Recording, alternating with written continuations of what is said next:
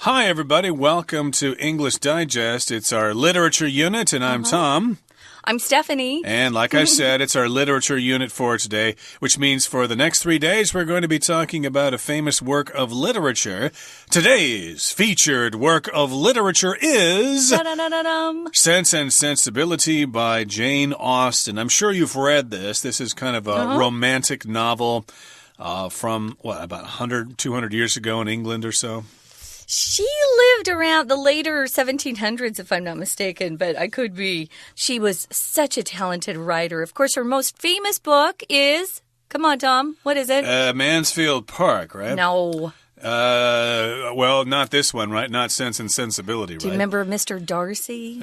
See, I don't read those kind of novels. It takes a lot of concentration. Pride and Prejudice. Okay, Come on. Pride and Prejudice. We've probably talked about it in our program here at some point. We have summarized it. But, these stories have lots of characters and lots of things happening. So it's very difficult for me to keep track of everyone.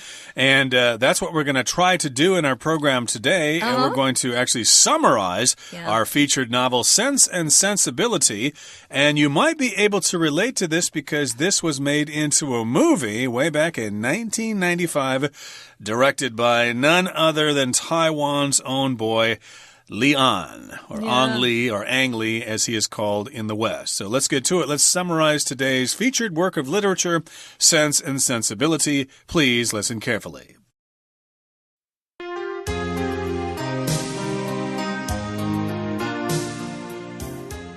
On a country estate during England's Regency era, wealthy Mr. Dashwood dies and leaves most of his money and property to his only son. Mr. Dashwood's wife and 3 daughters, now financially vulnerable, relocate to a humble cottage. The 2 eldest daughters, the practical Eleanor and emotional Marianne, are of marriageable age, but they're now less suitable as potential wives because of their small inheritance. At their new home, they meet the single, well-off Colonel Brandon and the handsome John Willoughby. Willoughby rescues Marianne one day when she injures her ankle, and the two fall in love. However, he's suddenly called to London, leaving Marianne feeling abandoned. Later, at a ball in London, Willoughby ignores Marianne and tells her he's already engaged. Marianne is devastated. Then Willoughby's family disowns him because of a scandal, but he marries a rich heiress. Meanwhile, Eleanor forms a close friendship with the wealthy, eligible Edward Ferrars. Everyone around them anticipates their engagement. But during the Dashwoods' trip to London, Eleanor learns Edward has been secretly engaged for years to his childhood acquaintance, Lucy. When Edward's family learns of the unapproved engagement, they pass Edward's future inheritance to his younger brother, Robert. Disheartened but restrained, Eleanor returns to the countryside with her sister. Marianne nearly dies of a serious illness, but recovers and happily accepts Colonel Brandon's offer of marriage, having fallen in love with him. Eleanor then learns that Lucy is now Mrs. Ferrars when Edward unexpectedly comes to their home. He reveals that the sly, self-interested Lucy has manipulated his brother Robert into marrying her. With Colonel Brandon's help, Edward gets a job as a parson and is free to marry his beloved Eleanor. Both newly married sisters live happily in the countryside. Okay, let's get to it. Let's discuss the contents of today's lesson. It's all about rationality and romanticism in Sense and Sensibility. That's kind of what those words mean here. Rationality is all about sense, and romanticism is all about sensitivity. Feelings, right? Feelings, right. Yeah. Sense means you kind of stress logic and reasoning and things like that, whereas sensibility means you kind of stress your emotional reactions to things. And that's kind of reflected in the two main characters in our featured work of literature today. We'll get to that in just a second, but what we are doing right now is we're summarizing the plot of this novel by Jane Austen. Now, okay, here we are in the country. On a country estate during England's Regency era, wealthy Mr. Dashwood dies and leaves most of his money and property to his only son. So this is in the country, and it's on a country estate, which is a large property with a very nice house, probably owned by rich people. And this is during the Regency era of England, which I believe occurred in the early 1800s or something like that. Yeah, it's considered to be kind of 1811 to 1820 in Britain or Great Britain. In France, if you're talking about France, it's a different time period, 1715 to 1723. So wow. We're talking about the early 1800s here. Okay, so we've got Mr. Dashwood, and he's dead. He has passed away. He is croaked. He is now 6 feet under. He bought the farm. He kicked the bucket. He's no longer with us. And so, of course, because he was rich, he left something behind. So here we've got this verb phrase, to leave something to someone, which means they gave this to someone else after they died. So he leaves most of his money and most of his property to his only son. And Mr. Dashwood's wife and 3 daughters, now financially vulnerable, relocate to a humble cottage. So, yeah, the son got most of the money and the property. Maybe the wife and daughters got something, but not very much. It does say that they are financially vulnerable. And vulnerable here just means you can be easily attacked, you can be easily hurt. Sometimes there are animals that are vulnerable to predators out in the wild.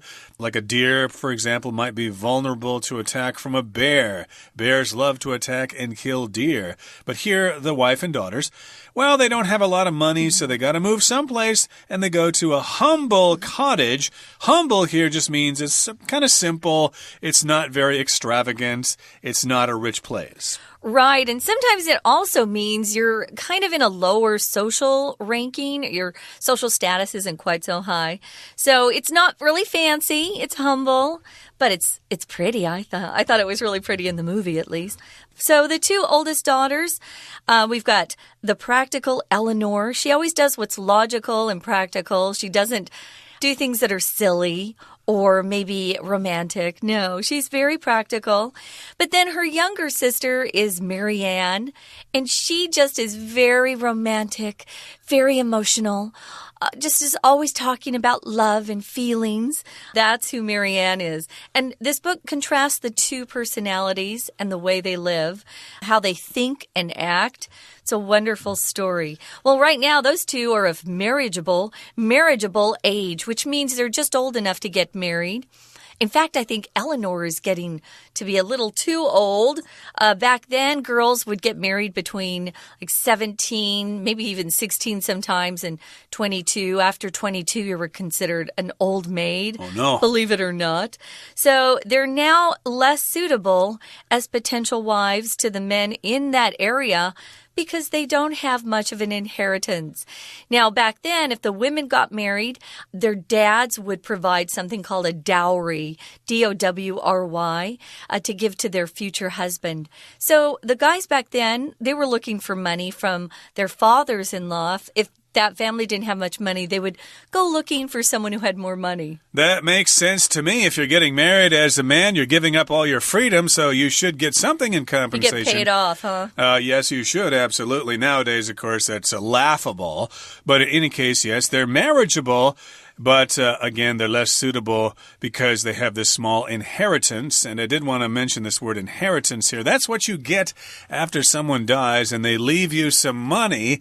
And the verb there is to inherit. I could say, I inherited millions of dollars from my grandfather when he died. Or I could say, I received a large inheritance from my grandfather when he died. So that's what that means. They basically mean exactly the same thing. They have a small inheritance. They didn't get very much money from their father when he passed away. It mostly went to the son. Yeah. And so they're not exactly, suitable as potential wives. They're pretty, though. They're very pretty. And they have great personalities, and they're both smart. Indeed. You could have some great conversations with them. Go for walks by the river hand in hand. Go see a movie together. Although I don't think they had movies at that time. No. I guess they went to see plays. Yeah. But in any case here, let's move on to the next paragraph. It says, at their new home, you know, the humble cottage, their new home, they meet the single, well-off Colonel Brandon and the handsome John Willoughby. So remember, the two main characters are Eleanor and Marianne. Just focus on them because all the action kind of focuses around them. It centers around them. Centers around them. So, indeed, they've just met these nice guys here. Colonel Brandon, maybe they live nearby or something like that. He does. And John Willoughby. And Willoughby rescues Marianne one day when she injures her ankle, and the two fall in love. So maybe she's walking along the road or something, and she didn't see a stone there, and she kind of tripped on it, and she injured or she hurt her ankle. And it was John Willoughby to the rescue. Oh, you've hurt your ankle. Let me help you out. Oh, my goodness. You're going to need to go see a doctor. Let me help you with that. He rescues her. But, of course, you know, guys like damsels in distress. So, of course, he falls in love with her. And because he's her knight in shining armor coming to her rescue, she falls in love with him as well. Well, it doesn't hurt that she's beautiful and he's handsome. The two of them look really great together. And I do think that Willoughby really did love her. We're going to find out later on that he does things to hurt Marianne. But I think he genuinely loved her. But because of bad actions in his life before he met Marianne, he ends up having to marry someone else. So let's keep going. Oh, before we keep going, though, we're going to take a quick break and listen to our Chinese teacher. 大家好，欢迎收听 English Digest， 我是哈利。我们今天要阅读的文章是 Unit10 文学单元的第一天课程。今天要介绍的小说是 Sense and Sensibility， 中文名称是理性与感性。作者是英国的知名小说家 Jane Austen， 珍·奥斯汀。首先我们看到第一段第一句 On a country estate during England's Regency era, wealthy Mr. Dashwood dies and leaves most of his money and property to his only son. 在摄政时代的一座乡村庄园，富有的达许伍德先生逝世，把他大部分的金钱和房产留给他的独子。这句有个形容词 wealthy， 意思是富裕的，就相当于第二段第一句的形容词 well off。其他表示富有的形容词还有 well to do、affluent A-F-F-L-U-E-N-T opulent O-P-U-L-E-N-T。 我们来造一个句子 Born in a well-to-do family, John lives a life of luxury。出生在一个富裕的家庭，约翰过着奢侈的生活。我们接着看到第一段的第二句 Mr. Dashwood's wife and 3 daughters, now financially vulnerable, relocate to a humble cottage. 现在经济拮据的达许伍德先生妻子及3个女儿搬到一间简陋的乡村小屋。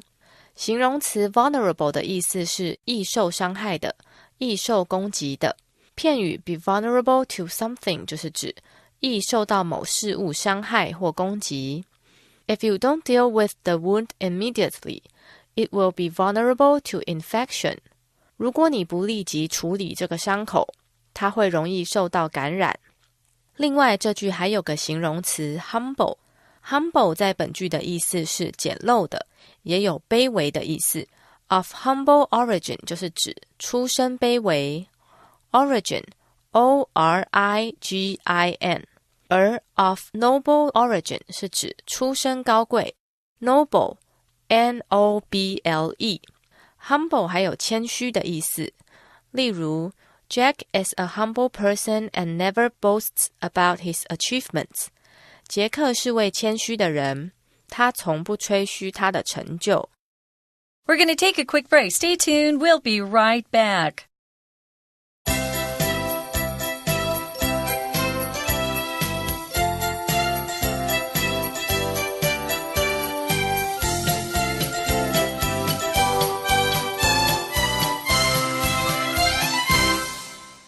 Okay, everybody, let's continue with our lesson. We're summarizing the plot of today's featured work of literature, Sense and Sensibility by Jane Austen. So to summarize so far, Mr. Dashwood died. He left the money and property to the son. The wife and daughters didn't get much, so they had to move to a humble cottage.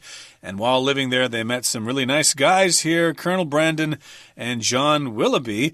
And one day, Marianne hurt her ankle, and John Willoughby came to her rescue, and the two fell in love. Now, it goes on here to say, however, he suddenly called to London. That would be John Willoughby. He is suddenly called away to London, leaving Marianne feeling abandoned. That means she felt that she's been left behind. She just fell in love with this guy. Why is he running off like that to London? Gee, he just kind of left me behind. I feel abandoned. Later, at a ball in London, she sees Willoughby, and the first thing she does is, "Oh, Willoughby, Willoughby!" And she runs over, and he ignores her. Oh, no. He ignores Marianne and tells her he's already engaged, which that just breaks her heart. So if you ignore someone, you could simply turn away. You know, if someone asks you a question, you could just turn your back on them. But if you ignore someone, you refuse to acknowledge them, you don't answer their questions, or maybe you just walk away. Right, so of course he ignores her, but then of course he does have to tell her that, well, don't waste your time with me because I am already engaged. And Marianne, of course, is devastated. It hurts her emotionally. Gee, I thought I was in love with him. He was in love with me. We were in love with each other. How come he's leaving me for that woman? I feel heartbroken. I feel devastated. And then Willoughby's family disowns him because of a scandal, but he marries a rich heiress. Okay, so Willoughby's family, they don't want to have anything to do with him anymore. Yeah, this is before he goes to London. He is not a good guy, and he gets a girl into trouble, and then he leaves her. So that's why his family disowns him. So that's a different woman there. Yeah. And then he marries a rich heiress. An heiress, of course, is a woman who is getting some kind of inheritance from somebody. She's going to have lots of money in the future. She'll be set for life. No problem there. And moving on to the next paragraph, it says, meanwhile, at the same time, Eleanor, remember, she's the logical sister. The older sister. The older sister. She forms a close friendship with the wealthy, eligible Edward Ferrars. Okay, so this is another character entering our synopsis here. She has a close friendship with this guy. He's wealthy and he's eligible, which means he's available for marriage. Okay, he doesn't have a girlfriend as far as we know. That means he's a bachelor. He's an eligible bachelor, so I guess she would be interested in him. And everyone around them anticipates their engagement. But during the Dashwoods' trip to London, Eleanor learns Edward has been secretly engaged for years to his childhood acquaintance, Lucy. So yes, everyone expects them to get married. They anticipate their engagement. Here we've got the word anticipate. That means you're waiting for something to happen with great anticipation. So yes, indeed, they anticipate it. They expect this. They think it's going to happen. They think it's probable. It's easily predicted. But it doesn't really happen here because, again, he's got some kind of background story here that kind of ruins everything. Yeah. Now, if you're eligible, you're someone who's considered to be very desirable. Maybe it's because you're handsome, or maybe it's because you're wealthy, or you have a good career going. We still use that word today. Oh, he's very eligible. He's an eligible bachelor. So he, sadly, had gotten engaged secretly to a childhood friend, Lucy. And what do you do then? Back then, your word was everything. So if you promised someone something, you could never break that promise. So he's kind of stuck because he's a very honorable man. Even though he, of course, also loves Eleanor, although she doesn't know that yet. An acquaintance is someone you've met. Maybe you're not as close to them as a good friend of yours that you spend a lot of time with. But, yeah, he has this acquaintance, Lucy. You won't like Lucy in the movie, that's for sure. Okay. Well, when Edward's family learns of the unapproved engagement, because the parents didn't know that these two kids were talking this way, they pass Edward's future inheritance to his younger brother, Robert. So back then, as I mentioned earlier, the oldest son always inherited everything, and then the younger brothers and sisters, they didn't get anything usually, or very little. So they had to go out and find some sort of career, like they had to serve in the military or become a pastor, which is a religious role for a church. So they took Edward's money and gave it to his younger brother, Robert.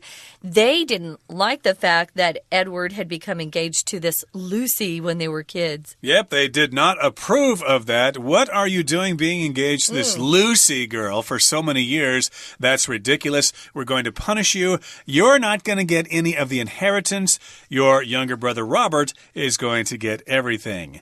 Okay, moving on now to the next paragraph here. It says, disheartened but restrained, Eleanor returns to the countryside with her sister. So she's disheartened, which means she's kind of sad, you know, she's kind of disappointed, but she's still restrained. She's still in control of herself. And then she goes back to the countryside with her sister, Marianne. Right. Now, Marianne nearly dies of a serious illness, but recovers and happily accepts Colonel Brandon's offer of marriage. Remember, Colonel Brandon appeared earlier in the story, and he proposed marriage to her. She got sick, but she recovered, and she said, yes, I will marry you, because she fell in love with him.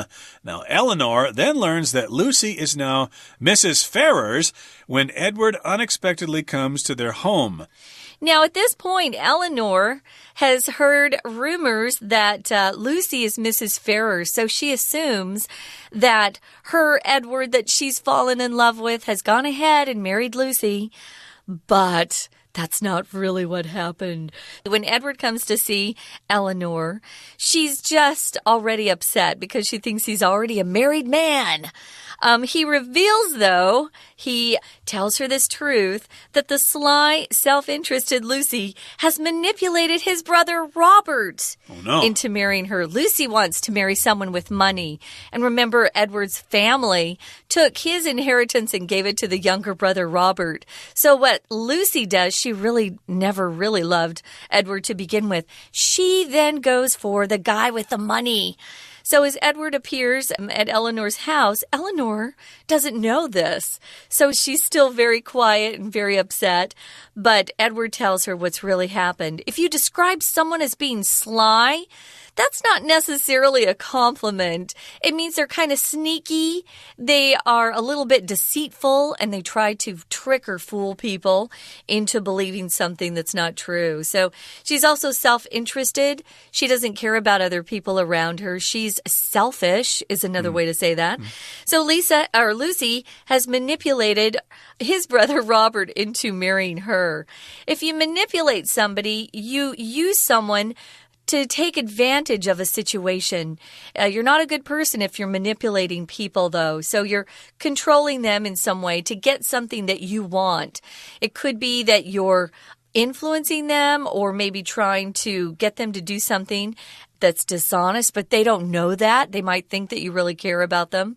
Well, she manipulates his brother, and they get married, and when Edward shows up and talks to Eleanor, he tells her he loves her, and they get married too. So with Colonel Brandon's help, Edward gets a job as a parson, which is like a reverend at a church. And he's then free to marry his beloved Eleanor. If you're beloved, you're well loved by someone. It could either be pronounced beloved or beloved. They're both cool. So at that point, the book ends, and both newly married sisters live happily ever after in the countryside. Which I think is good, because at the time, I think London was kind of dirty and lots of pollution and stuff like that. So yes, indeed, the English countryside is a great place to live in. And they all lived happily ever after. Okay, that brings us to the end of our lesson for today. Let's hear now from our Chinese teacher. 我们接着看到第二段的倒数第三句。Later, at a ball in London, Willoughby ignores Marianne and tells her he's already engaged. 后来在伦敦的一场舞会中，魏勒比对玛丽安态度冷淡，并告诉她他已经订婚。Ignore 和 neglect 都有疏忽、忽略的意思，但文意上略有不同。Ignore 通常是指故意忽略某人或拒绝考虑某事。例如 Judy noticed an error in her report, but she just ignored it and handed the report to the teacher. 朱蒂注意到她的报告有一个错误，但她忽略此错误，将报告交给老师。Neglect, N-E-G-L-E-C-T, 通常指对被期待或应该做的事不注意。例如，The engineer was fully occupied with his career and neglected his health. 那位工程师全心忙于工作而忽略了健康。我们接着看到第三段第二句有一个名词 acquaintance， 意思是相识的人。Nodding acquaintance 就是点头之交。Nodding, N-O-D-D-I-N-G. 例如I don't know Kevin very well. He's just a nodding acquaintance of mine. 我和凯文不熟，我们只是点头之交。另外 acquaintance 也有相识、熟悉的意思。片语 make somebody's acquaintance 就是指认识某人。例如 I was delighted to make Peter's acquaintance at the party last night. 我很高兴能在昨晚的派对上认识彼得。另外动词 acquaint，A-C-Q-U-A-I-N-T 是使知道、使熟悉的意思。片语 acquaint oneself with somebody or something 就是认识某人、知道某事的意思。例如 As a new employee, Pat has to acquaint himself with the regulations of the company. 身为一名新员工，派特必须知道这间公司的规定。我们看到最后一段的倒数第三句。He reveals that the sly, self-interested Lucy has manipulated his brother Robert into marrying her. 他揭露狡猾自私的露西操控他的弟弟罗伯，让他和他结婚的真相。动词 manipulate 有操作、操纵的意思。片语 manipulate somebody into doing something 就是指操纵某人去做某事。The mayoral candidate tried to manipulate the media into attacking his opponent. 这位市长候选人试着操纵媒体来攻击他的对手。以上就是今天的课程，谢谢大家收听。That's it for today, everybody. Thank you for joining us, but please join us again next time when we continue to talk about our featured novel, Sense and Sensibility. We look forward to seeing you again then. From all of us here at English Digest, I'm Tom. I'm Stephanie. Goodbye. Bye.